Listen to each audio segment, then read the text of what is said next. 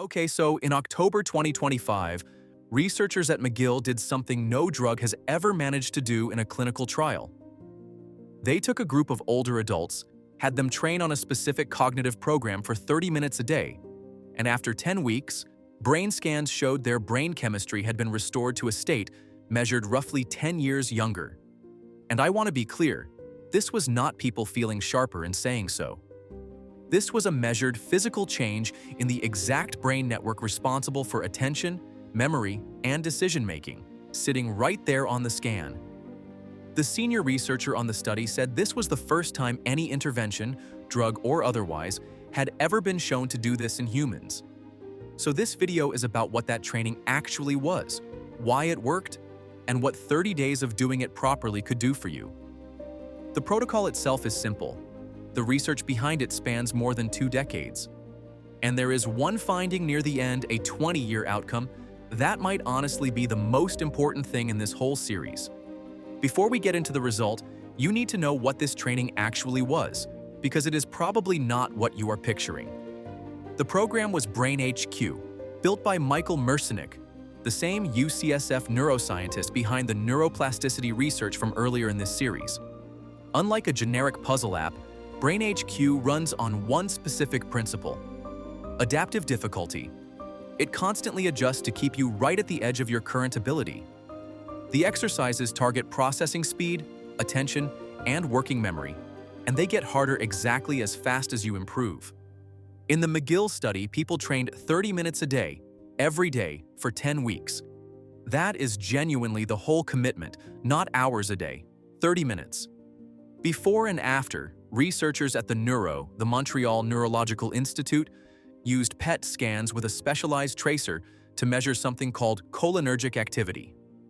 Acetylcholine is a brain chemical that is essential for attention, learning, and memory, and it is one of the systems that reliably declines with age. They focused on the anterior cingulate cortex, the same structure we talked about in the Cambridge gray matter study from video 1.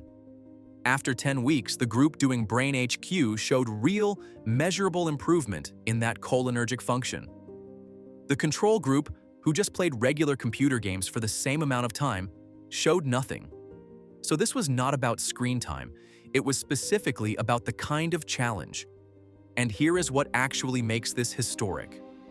Researchers have spent decades trying to find a drug that restores declining cholinergic function. None of them have succeeded the way this training did. The senior author said it plainly. This is the first time any intervention, drug or non-drug, has ever been shown to do this in humans. Not the first time a brain training app looked promising.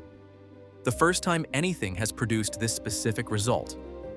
30 minutes a day for 10 weeks did something pharmaceutical research has not been able to do.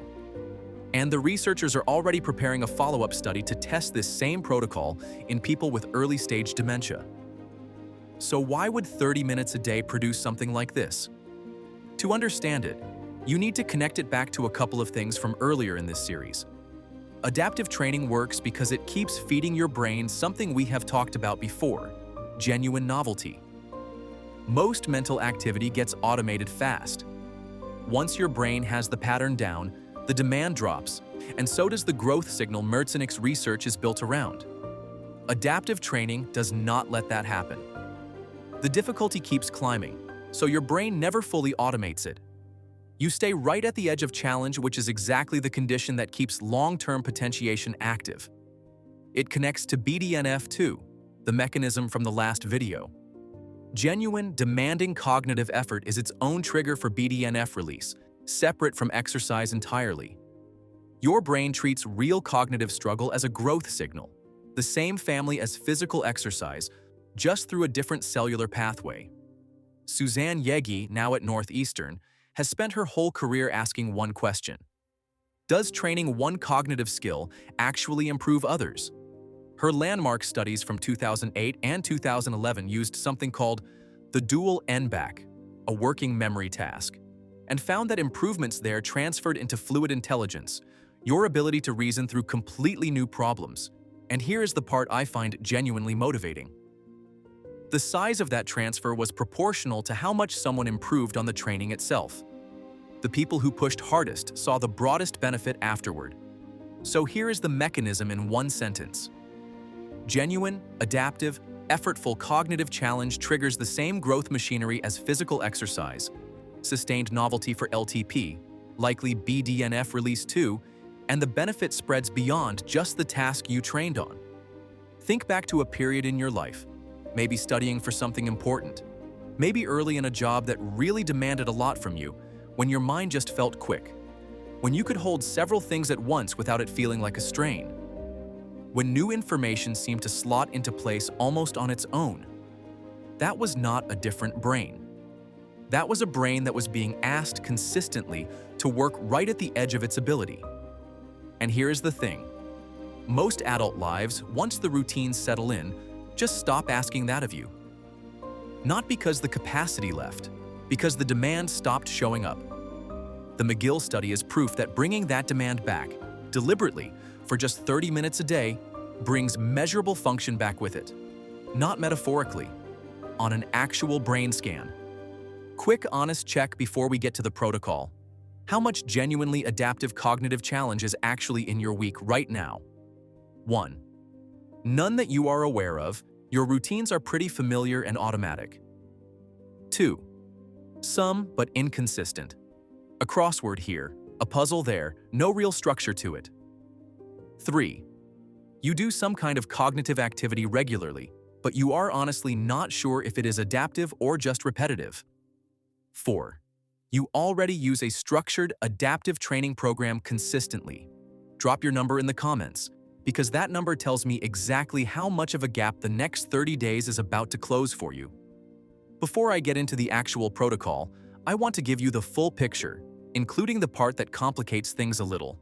Not all the brain training research agrees with what McGill found. A 2025 study in psychological research tested a commercially available brain training program on 103 healthy older adults over 3 months. They got significantly better at the specific tasks they trained on. But that improvement did not reliably carry over to broader, untrained cognitive skills. This is a nuance, not a contradiction. The McGill study measured something very specific, cholinergic function in the anterior cingulate cortex, using PT imaging, which is a far more sensitive, direct measure than a behavioral test. Whether training one skill broadly improves unrelated skills is honestly still debated in the research world. Here is what is not up for debate. Specific, adaptive, sustained cognitive training produces real, measurable change, both in the skills you trained and in the brain systems underneath them. And the 20-year active study, which is coming up next, measured actual real-world outcomes over 2 decades, not just a lab test score. The honest summary is this. It is not some universal upgrade. It is a specific, well-evidenced intervention for the exact systems it targets, with growing evidence that the benefit spreads further than that, even if the science is not fully settled on how far. Okay, stop. One reframe before we get into the 30-day structure. The goal here is not to become smarter in some vague, abstract way. The goal is to keep specific, measurable brain systems, processing speed, working memory, sustained attention, operating at the level they are actually capable of. Systems that decline reliably with age when nothing is asking anything of them. This is maintenance and restoration, not transformation. And maintenance, done consistently, is exactly what produced a 25% drop in dementia diagnoses over 2 decades in the largest study of its kind ever run. That finding is next. So here is the actual structure, built directly from the McGill protocol and backed by the wider research. Daily commitment, 30 minutes, every day for 30 days. This mirrors McGill's 30 minutes daily structure, just extended slightly to fill a full month for the sake of habit consistency. Consistency matters more than duration here. A 2025 protocol from the Brain Health Project uses 4 sessions a week at 30 minutes each, but daily is the stronger, more evidence-backed standard specifically from McGill. What to actually train? Adaptive, multi-domain cognitive exercises. The specific platform used in the McGill study and in Merzenich broader research is BrainHQ.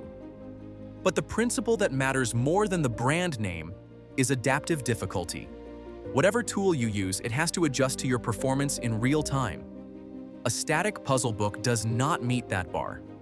Sudoku at a fixed difficulty does not meet that bar.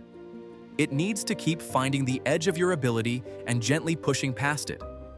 Which domains? Processing speed and working memory specifically. These two have the strongest, most direct evidence behind them. The active study's headline, 25% dementia reduction, came specifically from a speed of processing module. Jagi's transfer research used working memory tasks, specifically the dual NBAC. If you can only focus on two domains in a 30-day window, these are the two with the deepest evidence. Push to genuine difficulty. Jagi's research found transfer benefit was proportional to how much someone improved on the trained task itself. So the discomfort of genuine difficulty, the sessions where it feels like you are failing more than succeeding, are not a sign it is not working. That is the training working.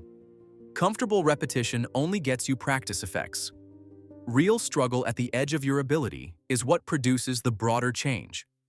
Here is the finding that should genuinely change how seriously you take this 30-day commitment. The active study started back in 1998 and just published 20 years of follow-up data in February 2026. Researchers found that a single short course of speed of processing training reduced dementia and Alzheimer's diagnoses by 25% across the following 2 decades.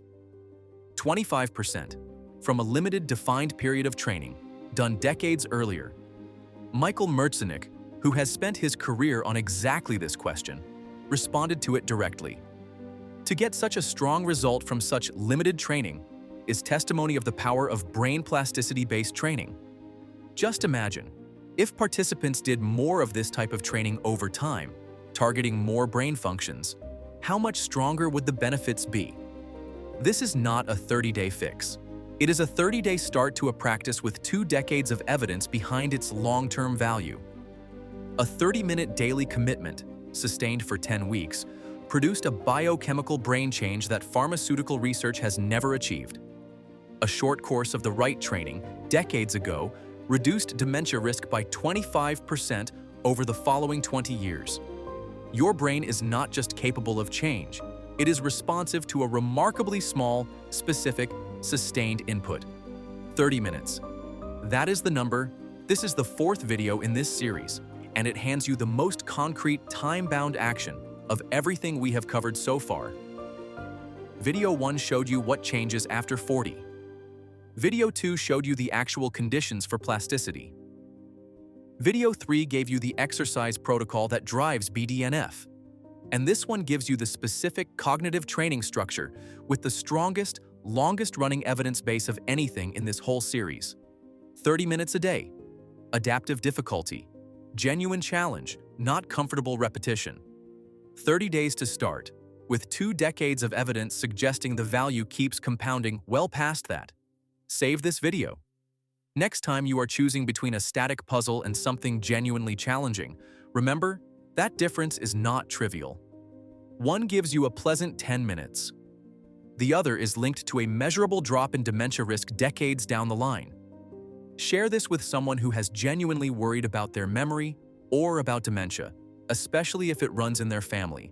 This is not reassurance. This is evidence. If you are not here to stay average, subscribe.